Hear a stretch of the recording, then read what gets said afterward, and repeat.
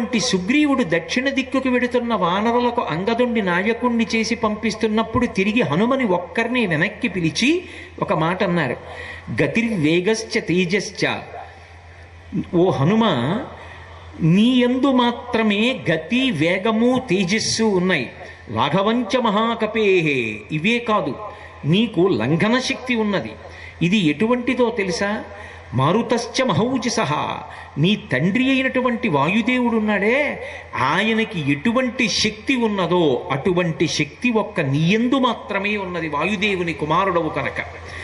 ఆయన యొక్క గతి అలా ఉంటుంది. గతి అంటే వేగం. వాయువు ఎంత వేగంగా వెళ్ళగలరో నువ్వు అంత వేగంగా వెళ్ళగలవు. గతిర్వేగశ్చ, వేగము అంటే తొట్టుపాటు లేకుండా వెళ్ళుతున్నటువంటి లక్ష్యానికి అనుగుణంగా నియంత్రించుకోగలిగినటువంటి శక్తి, అటువంటిది పొంది ఉన్నవాడివి. తేజశ్చ, అపారమైనటువంటి తేజస్సు, నీలో ఉన్నటువంటి భక్తి నీ యొక్క అనుష్ఠాన శక్తిగా ప్రకాశిస్తూ ఉంటుంది. అటువంటి తేజస్సు, బుద్ధిబలము ఉన్నవాడివి. లాఘవంచ మహాకపే, దూకడంలో నీతో సమానుడైనటువంటి వ్యక్తి ఇంకొకడు లేడు. అటువంటి లంఘన శక్తి, పర్వతములు, సముద్రములు దూకి వెళ్ళిపోగలవు, అంతటి శక్తి కలిగినటువంటి వాడివి నీవు. మారుతశ్చ మహౌజసః, నీ తండ్రి అయినటువంటి వాయువు ఉన్నాడే, ఆయనకి ఎటువంటి శక్తి ఉన్నదో నీకు అటువంటి శక్తి ఉన్నది. కాబట్టి ఓ హనుమ, నిన్ను నమ్ముతున్నాను. నీ వలననే ఈ వానర సామ్రాజ్యం యొక్క ప్రతిష్ట అంతా కూడా నిలబడాలి. నీకే సీతమ్మ తల్లి దర్శనమవుతుందని, నీ వలననే నేను రాముడికి ఇచ్చినటువంటి మాట నిలబెట్టుకుంటానని నేను పూర్తిగా నమ్ముతున్నాను. అంతేకాదు, నీ యందు కొన్ని విశేషమైనటువంటి లక్షణాలున్నాయి. నీకు దేశకాలానువృత్తిశ్చ నయశ్చ నయ పండిత, నీకు బలం ఒక్కటి ఉండడం గొప్ప విషయం కాదు, తేజస్సు ఉండడం గొప్ప విషయం కాదు, దేశకాలములు తెలిసి ఉండడం గొప్ప. ఎక్కడ బలాన్ని ఎంతవరకు ఉపయోగించాలి, ఎక్కడ ఎంతవరకు మాట్లాడాలి, ఎక్కడ మాట్లాడకుండా ఉండాలి, ఎక్కడ ఒకవేళ అవమానం ఎదురైనా ఆ అవమానాన్ని భరించి కూడా ప్రభుకార్యాన్ని చక్కపెట్టాలి, ఎక్కడ ఎక్కువ మాట్లాడకూడదు, ఎక్కువ అనవసరపు ఆలోచనలు తెచ్చుకోకూడదు. ఇవి నువ్వొక్కడివే చెయ్యగలవు, ఇతరులకు సాధ్యము కాదు. దేశకాలానువృత్తిశ్చ నయశ్చ నయపండిత, అటువంటి వాడివి నువ్వొక్కడివే. కాబట్టి నిన్ను నమ్ముతున్నాను. హనుమ, నువ్వు సీతామాత యొక్క దర్శనాన్ని పొందాలన్నారు. రామచంద్రమూర్తికి నిజానికి హనుమ అంతటి గొప్పవారు అన్న నిర్ణయం ఎందుకు కలిగింది అంటే, ఆయనకి ప్రభు అయినటువంటి సుగ్రీవుడు హనుమని నమ్మారు. నమ్మి నీయందు ఈ గుణములు ఉన్నాయి కాబట్టి నువ్వు మాత్రమే సీతమ్మ దర్శనం చేస్తావంటున్నాడు. తన దగ్గర పనిచేసేటటువంటి వాళ్ళు ఇన్ని కోట్ల మంది ఉన్నా, ఇన్ని కోట్ల మంది, అది సుగ్రీవుడి యొక్క వ్యక్తిత్వానికి, సుగ్రీవుడి స్నేహధర్మానికి, ఆయన ఇచ్చిన మాట నిలబెట్టుకోవడానికి, ఆయన జీవితంలో అగ్ని పరీక్ష లాంటి సందర్భం, ఇన్ని కోట్ల మంది ఉన్నా ఆయన మాత్రం నమ్ముతున్నది ఎవరిని అంటే హనుమ ఒక్కరినే నమ్ముతున్నారు. హనుమనొక్కరిని పిలిచి సుగ్రీవుడు మాట్లాడుతున్నాడు. నిజంగా అటువంటి సమయంలో ఏ వ్యక్తికైనా సరే అతిశయం కలుగుతుంది. చూశావా, ఇన్ని కోట్ల మందిని పంపిస్తున్నాడు, కానీ ప్రభువు నమ్మింది మాత్రం నన్నే. నా గుణకీర్తనం చేశాడు, నాకు ఈ గుణములు ఉన్నాయన్నాడు, నాతో సమానుడు లేడన్నాడు. కాబట్టి వీళ్ళ మాట నేను వినేదేమిటి? ఏదో బాగుండదని యువరాజైన అంగదుణ్ణి నాయకుణ్ణి చేశాడు, నేను వీళ్ళని లెక్క పెట్టక్కర్లేదు, నా త్రోవన నేను వెళ్ళవచ్చు, వీళ్ళు నాతో సమానంగా దూకగలరా, నాతో సమానంగా రాగలరా అని వెంటనే తిరస్కరించి తన మార్గంలో తాను వెళ్ళవచ్చు. కానీ మీరు కిష్కింధకాండ పరిశీలించండి, ఎంత మర్యాదగా మాట్లాడాలో, ఎంత మర్యాదగా ప్రవర్తించాలో అంత మర్యాదగా ప్రవర్తిస్తారు తప్ప ఎక్కడా కూడా ఎవ్వరిని అతిక్రమించరు. సుగ్రీవుడు తనని తన ప్రభువు ఇంత పొగిడిన 2 చేతులు జోడించి ప్రభువుకి నమస్కరించి తన కార్యాన్ని సాధించగలిగినటువంటి శక్తి కలగాలని పరమేశ్వరుణ్ణి ధ్యానం చేసి వెళ్ళగలిగినటువంటి వినయం స్వామి హనుమకొక్కరికే సొత్తు. జీవితంలో అనేక సందర్భాల్లో మనం పొగడబడవచ్చు, కానీ ఆ పొగడ్త ఎలా ఉండాలి అంటే, మనం వృద్ధిలోకి రావడానికి, మనం కార్యసాధన యందు ఊంచుకోవడానికి కావలసినటువంటి ఒక ధైర్యాన్ని పుంజుకోవడం వరకు మాత్రమే దాన్ని స్వీకరించాలి. పెద్దలు భుజం తట్టి, ఏం పర్వాలేదురా నాయనా, నీ రంగంలో నువ్వు ముందుకెళ్ళు, పరమేశ్వరుడు ఉన్నాడు, మేమున్నాం అన్నారనుకోండి, మీరు దాన్ని అక్కడ వరకే స్వీకరించాలి. వారు నా వెనక ఉన్నారు, నాకేం బెంగ, నేను చేసినది తప్పు కాదు, నేను చేసినది మంచి, కాబట్టి నేను ఇలాగే ముందుకు వెడతానన్నంత వరకే పనికి రావాలి తప్ప నా అంత మొనగాడెవరున్నాడు అంటున్నారని చెప్పి అపార్థం చేసుకుంటే ఆ అహంకారం చాలా ఉత్తరక్షణంలో పడిపోయేటట్టు చేస్తుంది.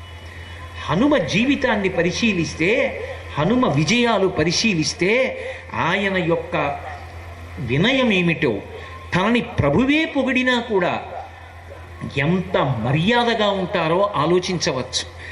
సుగ్రీవుడే నమ్మాడు, వెంటనే రామచంద్రమూర్తి నమ్మారు. హనుమని దగ్గరికి పిలిచారు. పిలిచి ఆయన చేతిలో ఉన్నటువంటి ఉంగరాన్ని తీసి హనుమ చేతిలో పెట్టారు. ఇచ్చి అంగుళీయమభిజ్ఞానం, ఆ అంగుళీయం ఉంగరం అభిజ్ఞానంగా నీకు సీతమ్మ తల్లి దర్శనమైనప్పుడు సీతమ్మ తల్లి నిన్ను నమ్మడానికి ఇది చాలా ఉపయోగపడుతుంది, అందుకని నీకు ఈ ఉంగరాన్ని ఇస్తున్నాను. కాబట్టి అంగుళీయమభిజ్ఞానం రాజపుత్రాహ పరంతప, పరంతపుడైనటువంటి రామచంద్రమూర్తి ఉంగరాన్ని హనుమ ఒక్కరి చేతిలోనే పెట్టారు. మీరు ఒక్కటి ఆలోచించండి, నన్ను సుగ్రీవుడు నమ్మాడు, నన్ను రాముడు నమ్మాడు, రాముడి ఉంగరం ఇన్ని కోట్ల మంది వానరులలో నా ఒక్కడి దగ్గరే ఉంది అంటే సీతమ్మ దర్శనం నాకొక్కడికే అవుతుంది అన్న అహంకారం హనుమ కించిత్ పొంది ఉంటే ఆ ఉంగరాన్ని చిటికిన వేలికి పెట్టుకోవచ్చు, ఆ ఉంగరాన్ని ఉత్తరీయానికి తీసి ముడేసుకోవచ్చు. కానీ మీరు కిష్కింధకాండ పరిశీలించండి, ఇది నా ప్రభువు, నా స్వామి, నా తండ్రి, నా దైవం, నా గురువు అయినటువంటి రామచంద్రమూర్తి యొక్క చేతి ఆభరణం, ఇది జగద్రక్షకత్వం చేస్తుంది, అటువంటి చేతి ఉంగరం అని దాన్ని తీసి ఆయన జుట్టు కొప్పులో ఇమర్చుకొని వెళ్ళారు. నేను తీసుకొచ్చి అన్నమాట ఎందుకు, మళ్ళీ అదో అతిశయం. మీరు నాకు తీసుకొచ్చి భగవద్గీత ఇచ్చారనుకోండి, నేను మంచినీళ్లు తాగిన ఎంగిలి గ్లాసు పక్కన అది పెట్టాననుకోండి, నేను అసలు భగవద్గీత పుస్తకం పుచ్చుకోవడానికి అయోగ్యుణ్ణి. ఎంగిలి మంచినీళ్ల గ్లాసు భగవద్గీత ఒకే చోట పెట్టిన వాడికి భగవద్గీత పుచ్చుకునేటటువంటి అధికారం ఎక్కడుంది? పవిత్రమైన వస్తువుని ముట్టుకునేటప్పుడు, పవిత్రమైన వస్తువుని ఉంచేటప్పుడు ఎంత పవిత్రమైన స్థానంలో ఉంచాలో అంత పవిత్రమైన స్థానంలో ఉంచినప్పుడే ఆ అవతల వ్యక్తిలో ఉన్నటువంటి వినయము ప్రకటనమవుతుంది. హనుమ రామచంద్రమూర్తి ఉంగరాన్ని ఎక్కడా ఉంచకుండా తన యొక్క జుట్టు ముడిలో ఉంచుకొని తలలో ధరించి వెళ్ళారు అంటే ఆయన ఎంత వినయశీలు, ఆయన ఎందు కించిత్ కూడా, ఎందుకంటే ఒకవేళ హనుమలో అతిశయం ఉన్నా వాల్మీకి మహర్షి వ్రాయలేదేమోనండి అంటారేమో. వాల్మీకి మహర్షి ఎక్కడ చిన్న విషయాన్ని కూడా దాచలేదు. మీకు నేను ఒక ఉదాహరణ చూపిస్తా. తాసాం ఏకాంత విన్యస్తే చైనాం చైనే శుభే దదర్శ రూపసంపన్నాం అపరాసకపిప్రియం.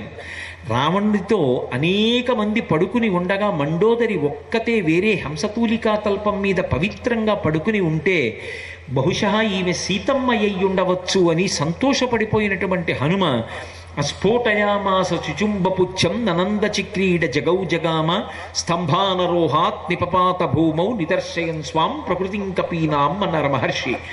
మండోదరి సీతమ్మ అనుకుని భుజములను ఇలా కొట్టుకుని పాట పాడి సంతోషపడిపోయి స్తంభాలెక్కి కిందకి దూకి గంతులేసి నృత్యం చేస్తే మహర్షి ఏమీ మెచ్చుకోలేదు, కోతి బుద్ధి బయట పెట్టుకున్నాడు అన్నారు.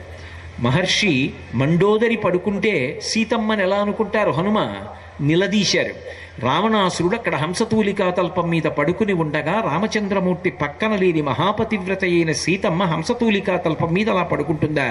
ఒక్కటి దూరంగా పడుకున్నంత మాత్రం చేత సీతమ్మ అనుకుని సంతోషపడిపోయిన హనుమ యొక్క బుద్ధి చిన్నదైపోతే అది కోతి బుద్ధి బయట పెట్టుకోవడం అని చెప్పి నిర్మోహమాటంగా మహర్షి మాట్లాడారు తప్ప ఎవ్వరినీ ఎక్కడా వెనకేసుకొచ్చేటటువంటి ప్రక్రియ వాల్మీకి మహర్షి ఎందు కానరాదు. కాబట్టి నిజంగా హనుమయే గర్వాన్ని పొంది ఉంటే నిర్మోహమాటంగా వాల్మీకి మహర్షి చెప్పేస్తారు.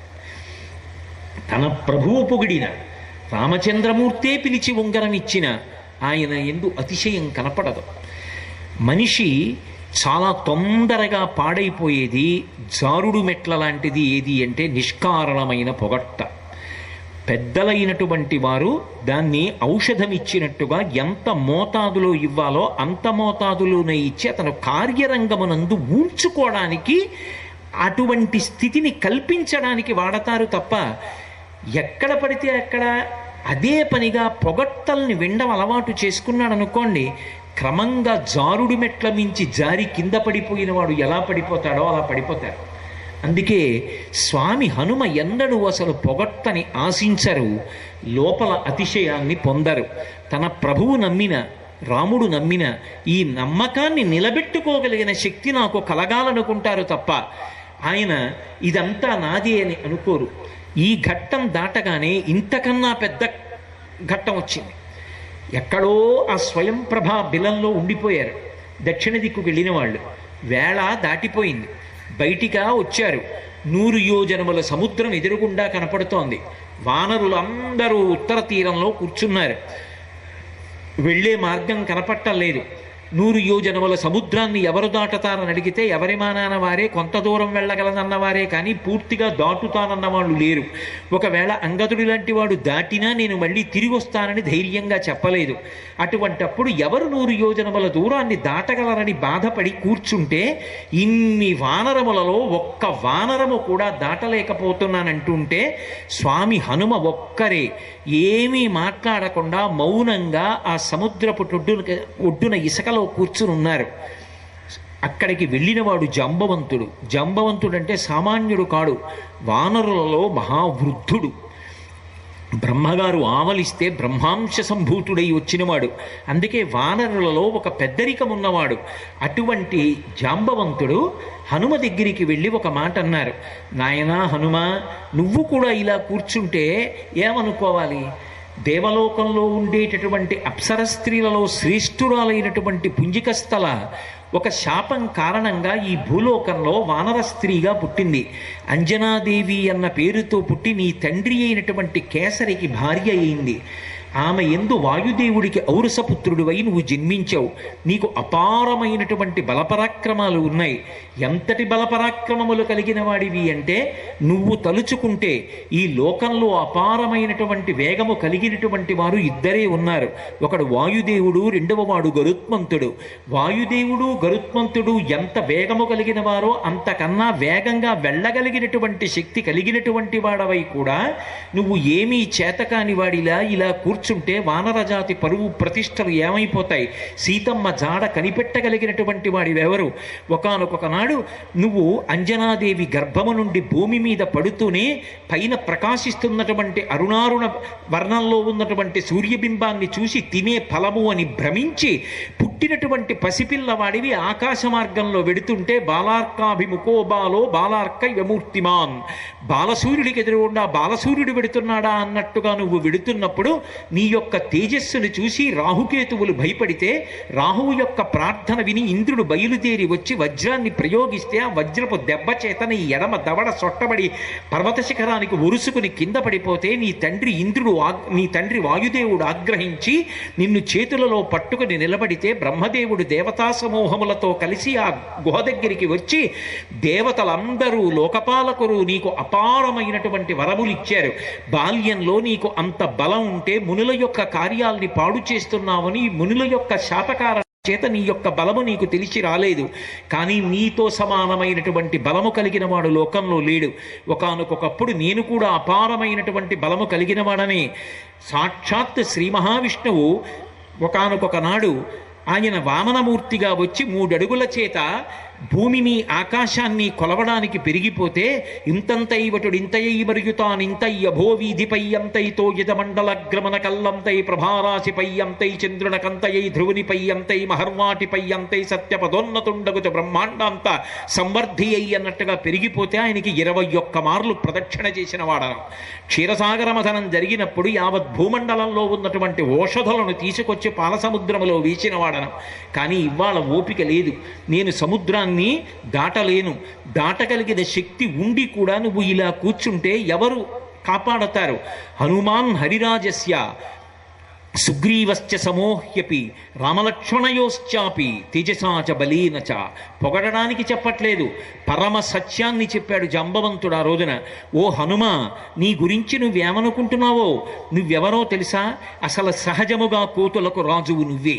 సుగ్రీవశ్చ సమోహ్యపి, సుగ్రీవుడితో సమానమైన బలపరాక్రమములు. అసలు యథార్థముగా చెప్పవలసి వస్తే అంతకన్నా ఎక్కువ బలపరాక్రమములు ఉన్నవాడవు. అంతేకాదు, రామలక్ష్మణయోశ్చాపి తేజసాచ బలీన చ. రామలక్ష్మణులిద్దరి యొక్క తేజస్సు బలము ఎటువంటివో, నీ యొక్క తేజస్సు బలము అంతకన్నా కించిత్ కూడా తక్కువ కావు. వాళ్లతో సమానమైనటువంటి బలము తేజస్సు కలిగిన వాడివి. అటువంటి వాడివి చేతకాని వాడిలా కూర్చుండిపోతావా? లే, నీ యొక్క తేజస్సుని పుంజుకో. ఉత్తిష్ట హరిషార్దూలా లంఘయస్వ మహార్ణవం పరాహి సర్వభూతానాం హనుమన్యా గతిస్తవ. ఈ లోకములో ఉన్నటువంటి ఏ ప్రాణికి కూడా నీకున్నటువంటి తేజస్సు కానీ నీకున్న లంఘన శక్తి కానీ లేదు. నా మాట నమ్ము. లే, నీతో సమానంగా ఎగరగలిగినటువంటి వాళ్ళు ఈ లోకంలో లేరు. వానర కార్యాన్ని సాధించు, సుగ్రీవుడి యొక్క మాట నిలబెట్టు. వానరుల యొక్క పరువు ప్రతిష్టల్ని నిలబెట్టమంటే ఇంతమంది వానరులు అలా నిలబడిపోయి చూస్తుంటే, ఇంత బలపరాక్రమములు తనకి ఉన్నాయని శాపవిమోచనమై తెలుసుకున్నటువంటి హనుమ ఒక్క దూకి నా అంతటి వాణ్ణి నేనని వానరుల వంక గేలిగా నవ్వినా మనం ఎవ్వరం తప్పు పట్టడానికి వీల్లేదు. ఈ మాటలు జాంబవంతుడు చెప్తే అతిశయాన్ని పొందలేదు సరికదా. రెండు చేతులు జోడించి వానర వృద్ధులందరి వంక తిరిగి పేరు పేరున నమస్కరించారని వాల్మీకి మహర్షి రచించారు. అది ఆయన వినయం. ఇంత క్లిష్ట స్థితిలో ఎవరూ సాధించలేని కార్యాన్ని నువ్వు ఒక్కడివే సాధించగలవన్నప్పుడు లేచి నిలబడి పెద్దలకు నమస్కరించారు తప్ప నా అంతటి వాడను నేనని కనుబొమలు ఎగరవెయ్యలేదు. సమకాలీన సమాజం కాదు, దేశకాలముల యందు ఎప్పుడైనా సరే ఎంత సాధించినా ఒక వ్యక్తి ఎంత వినయంగా బ్రతకాలో నాకేం తెలుసు, నేనేం సాధించాను మహాత్ములతో పోలిస్తే, హనుమతో పోలిస్తే నేను సాధించినదేపాటి, నాకున్నదేపాటి అని పోల్చుకున్న నాడు అతిశయం దగ్గరికి రాకుండా వినయంగా బ్రతకగలిగినటువంటి లక్షణం అబ్బుతుంది. మహానుభావుడు బయలుదేరుతూ అంటారు, యథార్థమునకు గరుత్మంతుడు సముద్రం మీద ప్రయాణం చేస్తూ పాములను తన నోటితో కరచుకొని పోవడం నేను అనేక పర్యాయాలు చూశాను.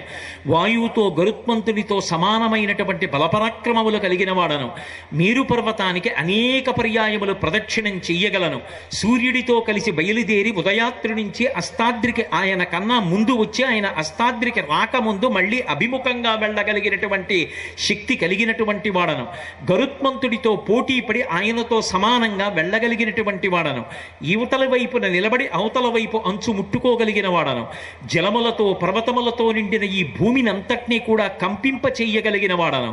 అపారమైన వేగంతో సముద్రలంఘనం నేను చేస్తున్నప్పుడు నా తొడల వేగానికి పర్వతములు చూర్ణములైపోతాయి.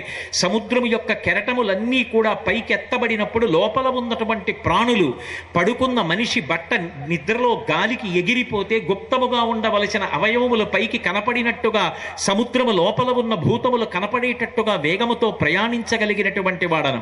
కూకటి వేళ్లతో ఈ మహేంద్రగిరి పర్వతం మీద ఉన్నటువంటి పెద్ద పెద్ద వృక్షములను నా తొడల వేగము చేత పెకలింపగలిగినటువంటి వాడను. ఈ భూమ్యాకాశములను ఏకం చెయ్యగలను.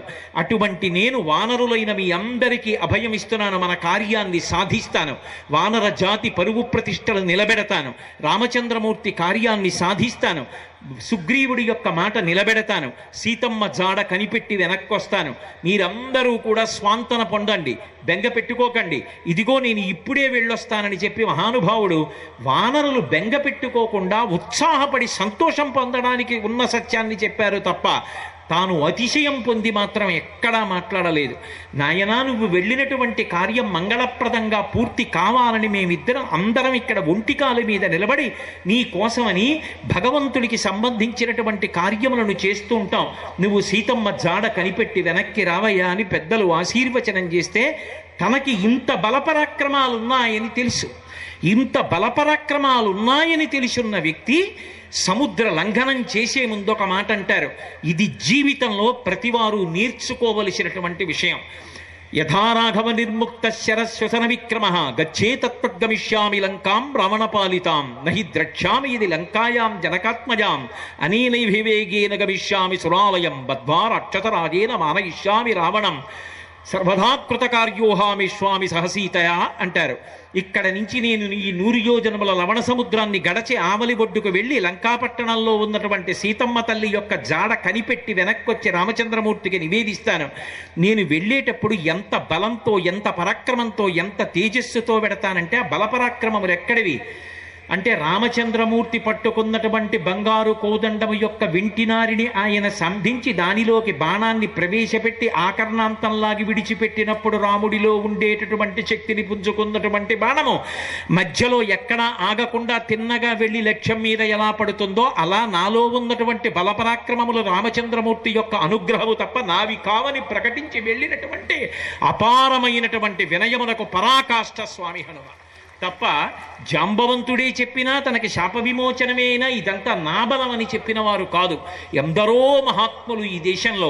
పోతన గారు 12 స్కంధాల భాగవతాన్ని ఆంధ్రీకరించి పలికెడిది భాగవతమట పలికించు విభుండు రామభద్రుండట నే పలికిన భవహరమగునట పలికెద వీరుండుగాధ పలుకగనేలా అన్నారు.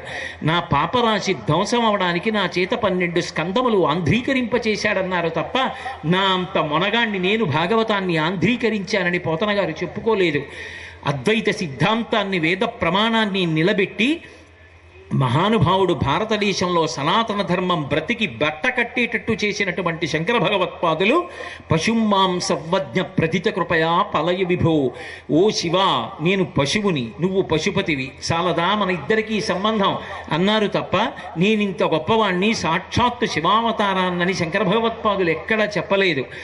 ఎంత గొప్పవారు కూడా ఒదిగి ఉండి తన వినయం చేత గొప్పవారయ్యారు తప్ప ఏదో ఒక్క చిన్న విభూతి ఉన్నంత మాత్రం చేత మేము ఇంతవాళ్ళం అంతవాళ్ళమని గుండెల మీద చేతులేసుకొని చరుచుకోవడం ఈ దేశం యొక్క ప్రజ్ఞ కాదు, ఈ దేశం యొక్క సంస్కృతి కాదు.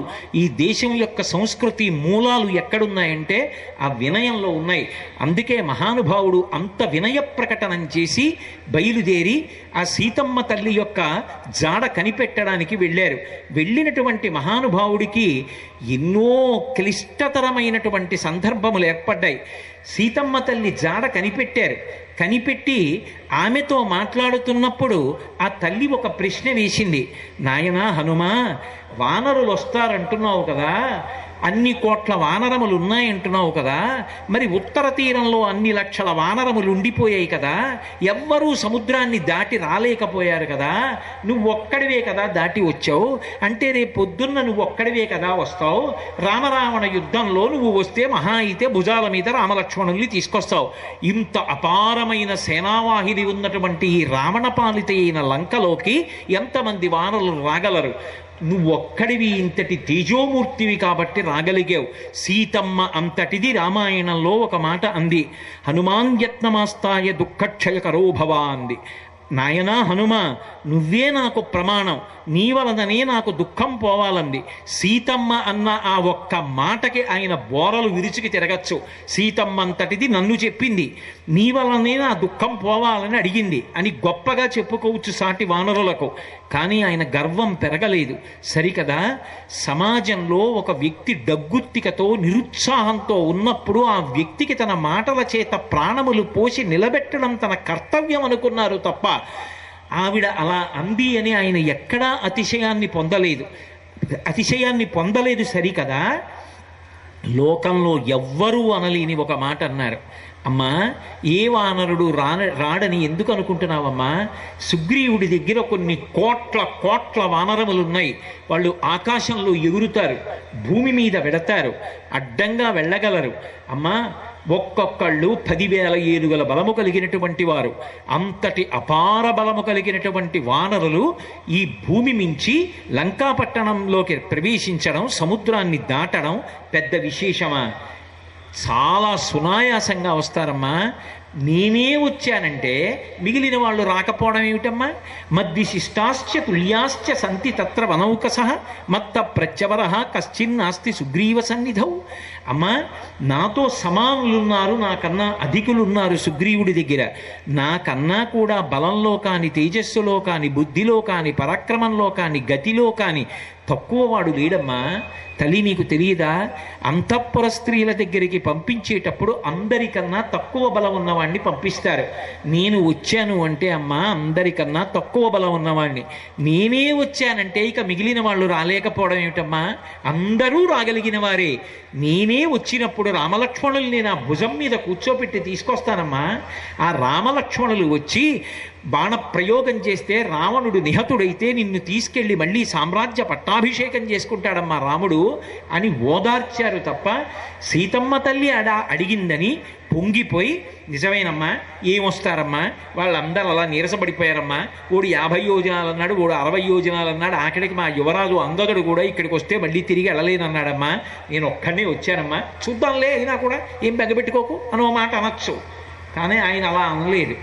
నాతో సమానులున్నారు, అధికలున్నారు తప్ప నాకన్నా తక్కువ వాళ్ళు లేరన్నారు.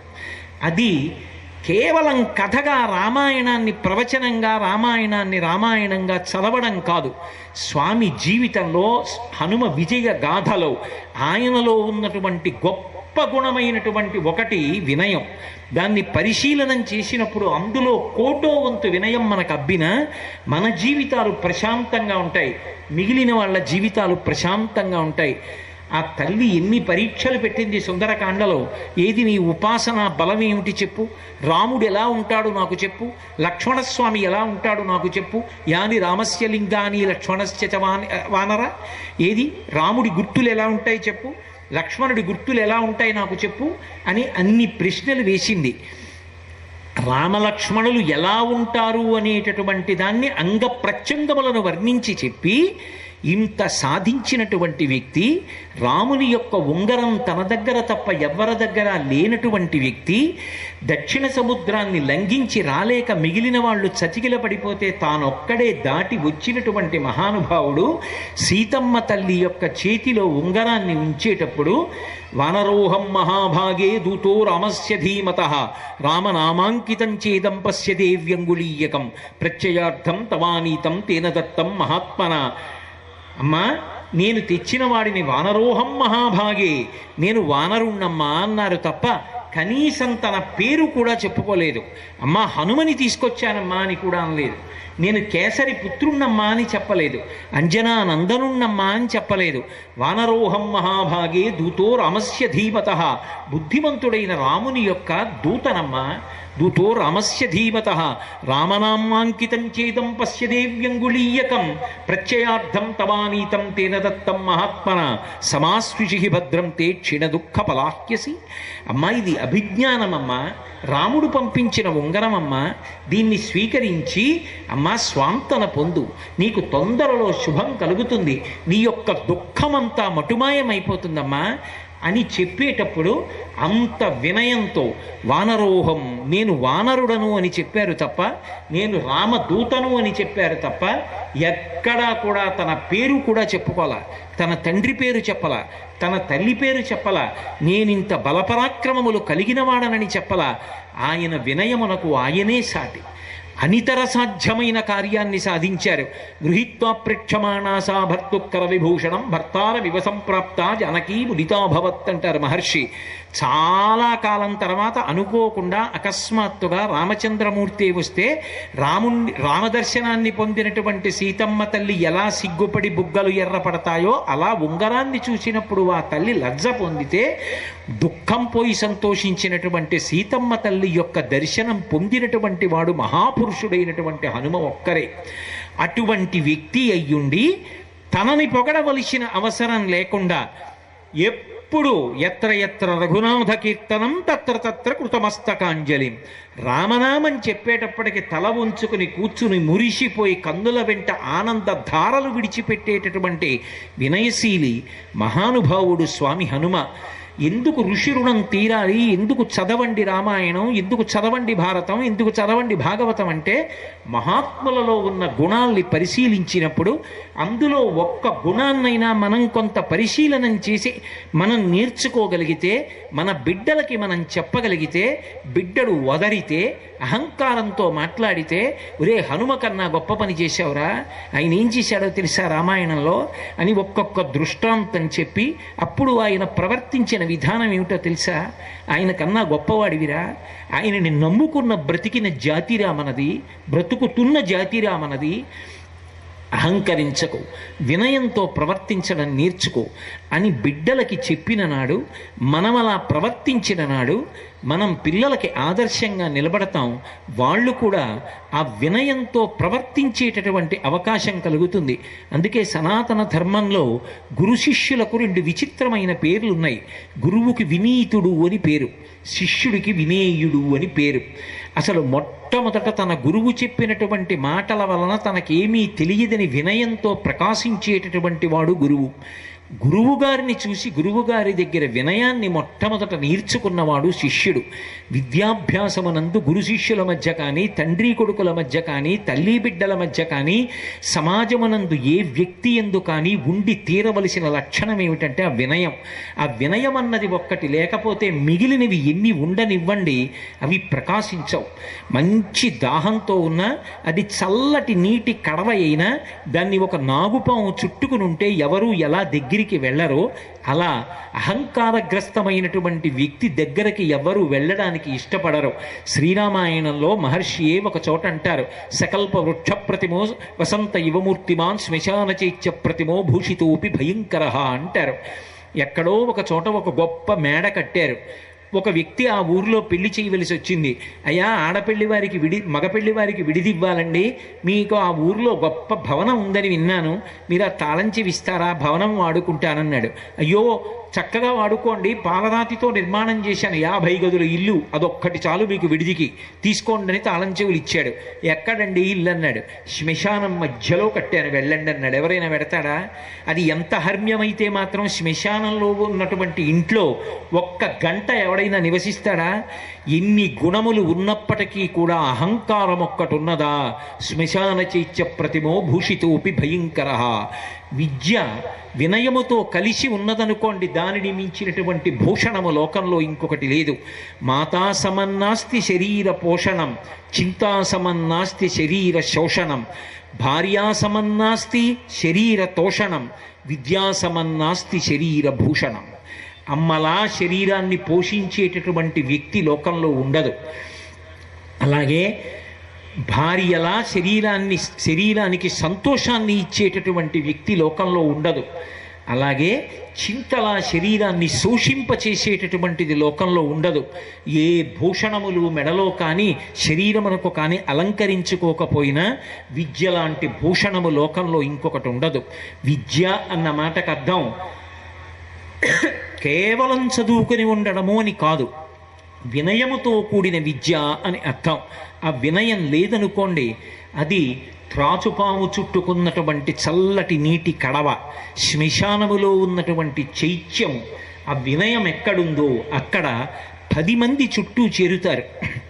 ఆ వినయం ఎక్కడుందో ఆ వ్యక్తి సమాజమునకు దార్శనికుడు అవుతాడు. ఆ వ్యక్తిని మిగిలిన వాళ్ళందరూ ఆదర్శంగా తీసుకుంటారు. నిజంగా అనితర సాధ్యమైనటువంటి కార్యక్రమములను సాధించినటువంటి వ్యక్తి జీవితంలో ఒక్కసారి కూడా అసలు అతిశయాన్ని పొందలేదు అంటే, అసలు హనుమ జీవితాన్ని పరిశీలనం చేస్తే మనం తెల్లబోతాం. శ్రీరామాయణంలో అత్యంత క్లిష్టమైన సందర్భం ఒకటి ఏర్పడింది. ఇంద్రజిత్ యుద్ధానికి వచ్చాడు. ఒకరోజు సాయంకాలం ఆయన యుద్ధానికి బయలుదేరి వచ్చాడు. ఆయన ఒక పెద్ద మర్రి చెట్టు యొక్క కొమ్మల మధ్యలోకి వెళ్ళి నికుంభలా హోమం చేస్తాడు. చేసి ఒక నల్లటి మేకని బలి ఇచ్చి పైకి లేస్తాడు. ఆయన అలా పైకి లేచాడా, ఆయనకి రథం సిద్ధమవుతుంది. ఒకసారి ఆ రథంలో కూర్చున్నాడా, ఇక ఎవ్వరికీ కనపడడం, అంతర్హితుడైపోతాడు. మేఘనాథుడు అని పేరు. మేఘమండలంలోంచి బాణ పరంపర కురిపించేస్తాడు. ఒకరోజు మధ్యాహ్నం వేళ అలా నికుంభలా హోమం చేయడానికి వెళ్ళాడు. ఆ హోమాన్ని పూర్తి చేశాడు. ఆయనకి దేవతానుగ్రహంగా స్వర్ణమయమైనటువంటి రథం వచ్చింది. ఆ రథం ఎక్కాడు, మేఘమండలంలోకి వెళ్ళిపోయాడు. ఎవ్వరికీ కనపడడు. ఆయన ఆ రోజు సాయంకాలం చేసినటువంటి యుద్ధానికి, మీరు రామాయణంలో కోటేశ్వరరావు గారు అబద్ధాలు చెప్పాడనుకుంటే యుద్ధకాండ పరిశీలించండి, 67 కోట్ల మంది వానరుల్ని కొట్టాడు. 67 కోట్ల మంది వానరులు మహావీరులైనటువంటి వారు రామలక్ష్మణులతో కలిపి పడిపోయారు. రాముడు కూడా ఇతను మన లక్ష్యమునకు దొరకడు, ఎక్కడో మేఘములలో అంతర్హితుడైపోయాడు. ఈ బాణములను ఓర్చడం వినా ప్రతిఘటించే అవకాశం లేదు. లక్ష్మణ ఓర్చుకుని స్పృహని పొంది ఉండు చాలు అని నేల పడిపోయాడు. ఒళ్ళంతా బాణాలు తూట్లు కింద కొట్టేశాయి. పూచిన మోదుగు చెట్టులా నెత్తురు కారిపోతోంది. ఒక్క వానరుడు యుద్ధభూమిలో లేచి తిరుగుతున్నవాడు లేడు. ఇంద్రజిత్ శక్తి తెలుసు కాబట్టి విభీషణుడు వెళ్ళిపోయాడు, దొరకలేదు. స్వామి హనుమ ఏ అస్త్రము చేత బంధింపబడరు కాబట్టి హనుమ ఒక్కరే ఉన్నారు. మిగిలిన వానరులు, శ్లోకంలో వాల్మీకి మహర్షి చెప్పినది, 67 కోట్ల మంది వానరులు జాంబవంతుడితో కలిసి పడిపోయారు. ఇంతమంది వానరులు, కొంతమందికి కాళ్ళు తెగిపోయాయి, చేతులు తెగిపోయాయి, కంఠాలు తెగిపోయాయి, వీపులు తెగిపోయాయి, నెత్తురు నదులై ప్రవహిస్తోంది. చాలా మందికి అసలు ప్రాణములే లేవు, స్పృహ లేదు, లేచే ఓపిక లేదు. అందుకే ఉత్తరకాండలో అగస్త్య మహర్షి అంతటి వాణ్ణి రామచంద్రమూర్తి రావణుడికి అంత శక్తి ఎందుకు వచ్చింది, ఎందుకంత ప్రమాదకారి అయ్యాడు అంటే అగస్త్యుడు సమాధానం చెప్తూ ఒక మాట అంటాడు, కాదు రావణుడి కన్నా ప్రమాదకారి ఇంద్రజిత్ అంటాడు. యుద్ధకాండ పరిశీలిస్తే నిజంగా ఇంద్రజిత్ యుద్ధం చూస్తుంటే, వాడి మాయలు చూస్తుంటే మనకి భయం వేస్తుంది. అంతటి భయంకరమైన యుద్ధం. అటువంటి ఇంద్రజిత్తు 67 కోట్ల మందిని కొట్టాడు ప్రదోష వేళకి. అందరూ పడిపోయారు. సంతోషంగా విజయశంఖాన్ని పూరించుకుంటూ లంకాపట్టణంలోకి వెళ్ళిపోయాడు. అయిపోయింది నాన్నగారు, రామలక్ష్మణులతో సహా వానరుడన్నవాడు లేడు, పడగొట్టాను యుద్ధభూమిలో అన్నాడు. విభీషణుడు ఒక్కడే ఉన్నాడు. స్వామి హనుమ వచ్చి పక్కన చేరారు. ఒక కాగడా పట్టుకుని, అసలు ఎవరైనా ప్రాణాలతో ఉన్నారా ముఖ్యులైన వాళ్ళు, లేకపోతే అందరూ వెళ్ళిపోయారా అన్నది చూడ్డానికి కాగడా పట్టుకుని వెతుకుతున్నారు. అందరిలో పెద్దవాడు, బ్రహ్మ యొక్క అంశలో వచ్చినవాడు జాంబవంతుడు నేల మీద పడిపోయి ఉన్నాడు. విభీషణుడు కాగడా పట్టుకుని అడిగాడు, తాతా కుశలమేనా అని అడిగాడు. జాంబవంతుడు అన్నాడు, నాయన ఇంద్రజిత్ కొట్టినటువంటి బాణ పరంపరకి నాలో ఉన్నటువంటి నెత్తురు ఓడిపోయింది. నేను కనురెప్పలు పైకెత్తి చూడలేకపోతున్నాను. కానీ హనుమాన్ వానరశ్రేష్ఠ ప్రాణాం ధరయతే క్వచిత్ అని అడిగాడు. వానరులలో శ్రేష్ఠుడైన హనుమ బ్రతికి ఉన్నారా అని అడిగాడు జాంబవంతుడు. విభీషణుడు అన్నాడు, తాత నువ్వు అడగవలసినది రామలక్ష్మణులు కుశలముగా ఉన్నారా అని అడగాలి. హనుమ కుశలముగా ఉన్నారా అని అడిగారేం తాత అని అడిగారు. అడిగితే వెంటనే జాంబవంతుడు అన్నాడు, అస్మిన్ జీవతి వీరీతు హతమప్య హతం బలం హనుమజ్జుజ్జిత ప్రాణి జీవంతోపి వయం హతాహ అన్నాడు. మొత్తం వానరులు రామలక్ష్మణులతో కలిసి పడిపోయినా కూడా నష్టం లేదు. హనుమ ఒక్కరు బ్రతికి ఉంటే మళ్ళీ అందరూ బ్రతుకుతారు. అందరూ బ్రతికి ఉన్నా హనుమ ఒక్కరు పడిపోతే బ్రతికి ఉన్న వీళ్ళందరూ పడిపోతారు. అందుకే నేను హనుమ బ్రతికి ఉన్నారా అని అడుగుతున్నాను అన్నాడు. కానీ ఇది పక్కనే ఉన్న హనుమ విన్నారు. ఆయన ఏమనాలి, ఆయన రాక్షసుడు విభీషణుడు కాబట్టి ఈయనకి తెలియదు నా శక్తి. జాంబవంతుడు చెప్తున్నాడు, చూసావా నేనంటే ఏమిటో అని కనుబొమ ఇలా ఎగరయ్యాలి అనాలి. ఆయన వెంటనే వినయాదభ్యువాదయత్ వంగి జాంబవంతుడి పాదములు పట్టుకుని, తాతా హనుమ నీ కుశలం అడుగుచున్నాడు, నమస్కరించుచున్నాడు అన్నారు. ఆయన అన్నాడు, నాయన ఉత్తర క్షణం ఈ లంక నుంచి నువ్వు బయలుదేరాలి. ఎక్కడో దక్షిణ తీరంలో లంకాపట్టణం, ఎక్కడో ఉత్తర తీరంలో కైలాస పర్వతం. ఆ కైలాస పర్వతం దగ్గరికి వెళ్ళాలి. కైలాసము పక్కన వృషభము అనబడేటటువంటి పర్వతం ఉంది. అక్కడ పరమశివుడు తన యొక్క త్రిశూలాన్ని ధనస్సుని నిలబెడతాడు. అక్కడే ఆదిశేషుడు ఉంటాడు. అక్కడే ఒక వేదిక మీద విశ్వకర్మ సూర్యుడి యొక్క తేజస్సు పెరిగిపోతే ఆ ఉరిపిడి పట్టి కొంత తేజస్సుని తగ్గించేశాడు. ఆ వేదిక ఉంటుంది అక్కడ. ఎందరో మహాత్ములు సంచరిస్తుంటారు. బ్రహ్మగారి గృహం ఉన్నది. ఆ రెండు పర్వతముల మధ్యలో ఓషధీ పర్వతం ఉంది. ఆ ఓషధీ పర్వతంలో 4 ఓషధులు ఉన్నాయి. మృత సంజీవని, విశల్యకరణి, సువర్ణకరణి, సంధానకరణి అని 4 ఉన్నాయి. ఆ 4 ఓషధులు తీసుకురావాలి. నువ్వు వెంటనే ఆ ఓషధులు తీసుకొస్తే వానరులు బ్రతుకుతారు. అవి అధిష్టాన దేవతలు కలిగినవి. ఎవరి కొరకు తేబడ్డాయో వాళ్ళు బ్రతుకుతారు.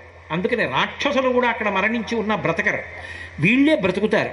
కాబట్టి నువ్వు ఆ 4 ఓషధులు తేవాలన్నారు. నిజంగా ఆ రోజు చీకటి పడిపోతోంది. ఎక్కడో లంక, ఎక్కడో ఉత్తర దిక్కున కైలాస పర్వతం. తాత ఇప్పుడు అవుతుందా అనో మాట అనొచ్చు హనుమ. ఈ మాట జాంబవంతుడు చెప్పినటువంటి ఉత్తర క్షణంలో ఆకాశంలో ఒక మెరుపు మెరిసినట్టయింది. మనోజవం మరుతతుల్య వేగం జితేంద్రియం బుద్ధిమతాం వరిష్టం. మహానుభావుడు ఒక్క ఉదుటున బయలుదేరి కైలాస పర్వతం దగ్గరికి వెళ్ళిపోయారు. ఈ స్థానములన్నీ చూశారు. వృషభ పర్వతం దగ్గరికి వెళ్ళారు. 2 పర్వతాల మధ్యలో ఓషధీ పర్వతాన్ని చూశారు. ఓషధీ పర్వతం హనుమ వస్తున్నారు, ఓషధుల్ని తీసుకెళ్ళిపోతారని కనపడకుండా వాటిని దాచింది. నా స్వామి అయినటువంటి రామచంద్రమూర్తి కార్యానికి పనికి రాకుండా ఓషధుల్ని దాస్తావానని ఆ సంజీవని పర్వతాన్నంతటినీ పెల్లగించి చేత్తో పట్టుకుని ఆకాశ మార్గంలో కించిత్ శ్రమ పడకుండా కాంచనలంక ఉన్నటువంటి దక్షిణ తీరానికి చేరి యుద్ధభూమిలో దింపారు. వెంటనే ఆ రామచంద్రమూర్తి పక్షానికి సంబంధించిన వైద్యుడు ఆ ఓషధుల్ని తీశాడు. ఆ ఓషధుల యొక్క ప్రభావం మృత సంజీవని చనిపోయినటువంటి వానరులందరూ ద్విగుణీకృత ఉత్సాహంతో లేచిపోయారు. సువర్ణకరణి రక్తమంతా ఓడిపోయి నల్లగా అయిపోయి స్పృహ తప్పిపోయిన వాళ్ళు మళ్ళీ రక్తం పట్టి మళ్ళీ తేజస్సుతో మళ్ళీ ఉత్సాహంగా లేచి నిలబడ్డారు. విశల్యకరణి శరీరములో బాణముల యొక్క ములుకులుండిపోయి బాధపడుతూ కదలలేకపోతున్న వాళ్ళ యొక్క శరీరములలో నుండి బాణపు ములుకులన్నీ ఊడి కింద పడిపోయి వాళ్ళందరూ పరమ సంతోషంగా లేచి నిలబడ్డారు. సంధానకరణి ఎముకలు విరిగిపోయినటువంటి వాళ్ళ ఎముకలన్నీ మళ్ళీ అంటుకున్నాయి. 67 కోట్ల మంది వానరులు రామలక్ష్మణులు ఒక్కసారి సంతోషించి పైకి లేచారు. జై శ్రీరామ్ అని పెద్ద పెద్ద కేకలు వేస్తే లంకాపట్టణంలో రావణాంతపురంలో ప్రతిధ్వనించింది. ఏమైందిరా అని గవాక్షంలోకి వచ్చి చూసేటప్పటికీ ఇంతమందిని కొట్టాను, ఒక్కడు పడలేదు, అందరూ లేచిపోయారు. రాక్షసులు అందరూ పడిపోయారు. ఓషధులు వాళ్ళ గురించి తేలేదు కనుక. ఆశ్చర్యపోయాడు ఇంద్రజిత్. తెచ్చిన పర్వతం అహంకరించిందని అక్కడ వదిలిపెట్టలేదు. ఏ పర్వతాన్ని తీసుకొచ్చారో ఆ పర్వతాన్ని మళ్ళీ అంతే జాగ్రత్తగా తీసుకెళ్ళి ఎక్కడ ఉందో అక్కడే ఉంచేశారంతే. నేనైతే ఒళ్ళు తుడుచుకున్న తివ్వాలు తీసి కుర్చీ మీద పారేస్తాను, విప్పిన పంచె తీసుకెళ్ళి మంచం మీద పారేస్తాను. హనుమ జీవితాన్ని పరిశీలనం చేస్తే పిల్లలకి క్రమశిక్షణ అలవాటవుతుంది. చెప్పులు ఎక్కడిప్పాలో, సాక్స్ ఎక్కడిప్పాలో, తుడుచుకున్న తువ్వాలు ఎక్కడ ఆరయ్యాలో, విప్పిన బట్ట ఎక్కడ ఆరయ్యాలో, బట్ట మడత ఎలా పెట్టుకోవాలో, తను ఉన్న గది ఎంత శుభ్రంగా ఉండాలో, పుస్తకాలు ఎలా ఉంచుకోవాలో హనుమ జీవితాన్ని పాఠంగా చెప్తే ఓ ఇలా బ్రతకాలా అని అర్థమవుతుంది. మహానుభావుడు నువ్వు అహంకరించావు కదా, ఈ పర్వతాన్ని ఇక్కడే ఉంచేస్తాను, పనికొస్తుంది యుద్ధంలో మళ్ళీ ఎవరైనా పడిపోతే అనలేదు. ప్రయోజనమైపోగానే మళ్ళీ ఆ పర్వతాన్ని పట్టుకెళ్ళి యథాస్థానంలో పెట్టి మళ్ళీ వెనక్కి తిరిగి యుద్ధానికి వచ్చారు. ఆయన లేని నాడు అసలు రామరావణ యుద్ధం ఎక్కడుంది, రామాయణం ఎక్కడుంది? అందుకే రామాయణ మహామాలారత్నం వందే అనిలాత్మజం. రామాయణ మహామాలకంతటికీ నాయకపు పూస ఎవరు అంటే హనుమ. ఆయన విజయ గాథ ప్రతి దాంట్లో ఆయన అతిశయించడానికి, వక్షస్థలాన్ని విరుచుకుని నిలబడడానికి, గర్వంతో ప్రవర్తించడానికి అవకాశం ఉన్నా ఎక్కడ అలా ప్రవర్తించారు.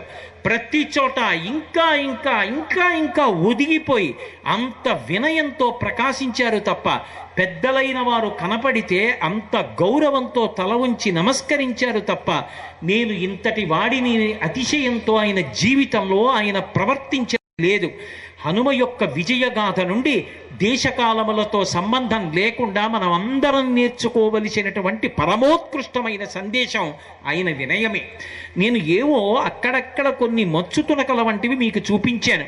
మీరు హనుమ జీవిత విజయ గాథని ఈ కోణంలో పరిశీలించండి. ఇదిగో ఇక్కడ హనుమ అతిశయాన్ని పొందారు అన్నది మీకు ఎక్కడా కనపడదు. అంతటి మహానుభావుడు. అసలు లోకంలో ఎవరికీ అన్వయం అవన్నటువంటి విశేషం ఒక్క హనుమకే అన్వయమైంది. రామాయణంలో తనకి కించిత్ ఉపకారం చేసినా చేయకపోయినా ప్రతివారికి ప్రత్యుపకారము చేసిన వారెవరు అంటే రామచంద్ర ప్రభు. ఆయన ఎవరినైనా సరే ప్రత్యుపకారము చెయ్యకుండా ఉండరు. పైగా అసలు ఉపకారము చేయించుకుని మరిచిపోయి ప్రత్యుపకారము చెయ్యకుండా కృతజ్ఞతతో ప్రవర్తించడం రాముడికి సుతారము ఇష్టమైన విషయం కాదు. అందుకే కిష్కింధకాండలోనే ఒక చోట లక్ష్మణస్వామి అంటాడు, బ్రహ్మగ్నేచ సురాపేచ చోరే భగ్న వ్రతే తథా నిష్కృతిర్విహితా సిద్ధి కృతఘ్నో నాస్తి నిష్కృతి అంటాడు. బ్రహ్మహత్య చేసిన వాడికి, దొంగతనం చేసిన వాడికి, సురాపానం చేసిన వాడికి ఒక వ్రతం చేస్తాను అని నీళ్లు ముట్టుకుని ప్రతిజ్ఞ చేసి వ్రతం చెయ్యకుండా వ్రత భంగం చేసిన వాడికి కూడా ప్రాయశ్చిత్తం ఉందేమో కానీ ఒక ఉపకారమును పొంది ప్రత్యుపకారం చెయ్యవలసిన అవసరం వచ్చినప్పుడు ప్రత్యుపకారము చెయ్యకుండా ముఖం చాటేసుకు తిరిగినటువంటి కృతజ్ఞుడికి మాత్రం ప్రాయశ్చిత్తం లేదు. ఇది కిష్కింధకాండలో లక్ష్మణస్వామి చెప్పినటువంటి ఆర్ష ధర్మం. అటువంటిది రామచంద్రమూర్తి ప్రత్యుపకారం చెయ్యకుండా ఉంటారా? అసలు ఆయనకి ఒక ఉపకారం చెయ్యక్కర్లేదు. సకృదేవ ప్రపన్నాయ తవాస్మీత చయాచతే అభయం సర్వభూతేభ్యో తదామ్యేతద్వ్రతం మమ. యుద్ధకాండలో ఆయన ప్రతిజ్ఞ చేశాడు, రామా నేను నీవాడనని ఎవడు నా ముందుకొచ్చి అంటాడో వాడిని నావాడిగా స్వీకరించి చేయి పట్టుకొని వాడిని నేను కష్టములలో కాపాడతానన్నాడు. అటువంటి రామచంద్రమూర్తిని నమ్మినంత మాత్రం చేత ఉపకారం చేస్తాడు. అటువంటి మహానుభావుడు ప్రత్యుపకారం చెయ్యకుండా ఉంటాడా? రామాయణంలో ప్రతి వారికి ఆయన ఏదో ఒక ఉపకారం చేశారు. కానీ హనుమ దగ్గరికి వచ్చేటప్పటికి మాత్రం ఆయన లేచి నిలబడ్డారు, దగ్గరికి వచ్చారు, హనుమని గట్టిగా కౌగిలించుకొని ఒక మాట చెప్పారు. ఇది రామాయణం మొత్తం మీద హనుమతో తప్ప ఇక ఎవరికి చెప్పలా. మదంగే జీర్ణతాం యాతు యత్తయోపకృతం కపేహి నరహ ప్రత్యుపకారాణం ఆపత్సాయ అతిపాత్రతాం అన్నారు. నాయనా హనుమ, నేను నీ వలన ఎంతో గొప్ప ఉపకారం పొందాను. అసలు సీతమ్మ జాడ కనపడక రామాయణ రథం ఆగిపోయిన నాడు, నేను ఎవరితో యుద్ధం చెయ్యాలో తెలియని నాడు, నిరాశ నిస్పృహలకి గురైపోయిన నాడు, సీతమ్మ తల్లికి నా జాడ తెలియని నాడు, ఆవిడ ఆత్మహత్య చేసుకుందామనుకున్న నాడు, 100 యోజనముల సముద్రాన్ని నిరాధారమైన ఆకాశ మార్గంలో లంఘనం చేసి శత్రు దుర్భేద్యమైనటువంటి కాంచనలంకలో ప్రవేశించి సీతమ్మ జాడ కనిపెట్టి ఆవిడితో మాట్లాడి ఉంగరమిచ్చి అభిజ్ఞానమిచ్చి శాంతి కల్పించి ఊరటనిచ్చి ఆమెకి జీవితం మీద ఆశ్వాసమును కల్పించి తిరిగి వచ్చి నాకు చెప్పి మళ్ళీ బయలుదేరి వెళ్ళినప్పుడు ఇంద్రజిత్తుని నిగ్రహించడంలో, రాక్షసుల్ని సంహరించడంలో, రావణుణ్ణి పడగొట్టడంలో నీవు చేసినటువంటి ఉపకారము ఎన్నడూ నేను విస్మరించలేను. కానీ హనుమా, నువ్వు చేసిన ఉపకారమునకు ప్రత్యుపకారము మాత్రము నేను చెయ్యలేను. అందుకే నేను నిన్ను గట్టిగా కౌగిలించుకుంటున్నాను. నీవు చేసిన ఉపకారము నా శరీరమునందు జీర్ణమైపోవుగాక. ఎందుకని? నీకు నేను ప్రత్యుపకారం చెయ్యాలి అంటే నీ భార్యని కూడా ఎవడో ఎత్తుకుపోవాలి, వాడి జాడ నీకు తెలియకూడదు. అప్పుడు నేను వాడి జాడ కనిపెట్టి నీకు చెప్పాలి. నాకు పరమమిత్రుడవైన నీకు అటువంటి కష్టం రావాలని, నేను నీకు ప్రత్యుపకారం చెయ్యాలని నేను కోరుకోను. అందుకే నువ్వు చేసిన ఉపకారానికి ప్రత్యుపకారం నేను చెయ్యలేను కనుక నువ్వు చేసిన ఉపకారము నా శరీరమునందు జీర్ణమైపోవుగాక. మదంగే జీర్ణతాం యాతు యత్తయోపకృతం కపేహే నరహ ప్రత్యుపకారాణం ఆపత్సాయ అతిపాత్రతాం. మళ్ళీ అటువంటి ఆపద వస్తే ప్రత్యుపకారం చెయ్యాలి, నీకు రాకూడదు, రాదు కూడా. ఉత్తరకాండలో అగస్త్య మహర్షితో మాట్లాడుతూ చెప్తారు, హనుమ ఉపకారం నేను ఎలా మర్చిపోగలను అని అడిగారు. సాధారణంగా మీరు ఆలోచించండి, లోకంలో రామాయణంలో రామచంద్రమూర్తి వంటి మహానుభావుడి చేత ఇంతటి కితాబు పొందినటువంటి వ్యక్తి రాముడి జీవితంలో నేను ఆయనకి కష్టం వచ్చినప్పుడు ఆదుకున్నానండి. ఆయన కష్టం గట్టెక్కడానికి నేనే కారణమండి. రామాయణ మహామాల రత్నం వందే అనిలాత్మజం నేనేనండి. రాముడు ఈ మాట అన్నాడండి అని చెప్పాలి. కానీ హనుమ ఏమంటారో తెలుసా? ఇవన్నీ ఆయన అలా అంటారు.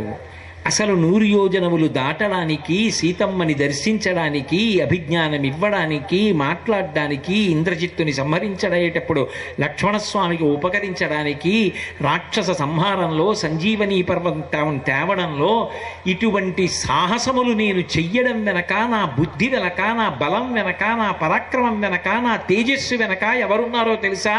రాముడే ఉన్నాడు. ఇందులో కరెంటు లేకపోతే మైకు పలుకుతుందా? కరెంటు లేకపోతే ఆ లైటు వెలుగుతుందా? కరెంటు ఉంటే ఇవన్నీ పనిచేసినట్టు రాముని అనుగ్రహము నా ఎందున్నది కాబట్టి నేను ఇవన్నీ చేశాను.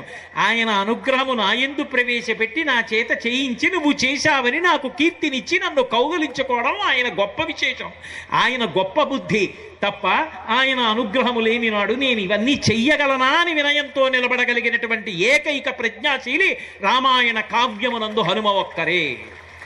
వారికి తప్ప అంగులకు అది సాధ్యం కాదు. ఆయన వినయానికి ఆ సందర్భం పరాకాష్ఠ. అంతటి మహానుభావుడు. నిజంగా ఆయన అంత వినయం ఉంటే మంచిదే.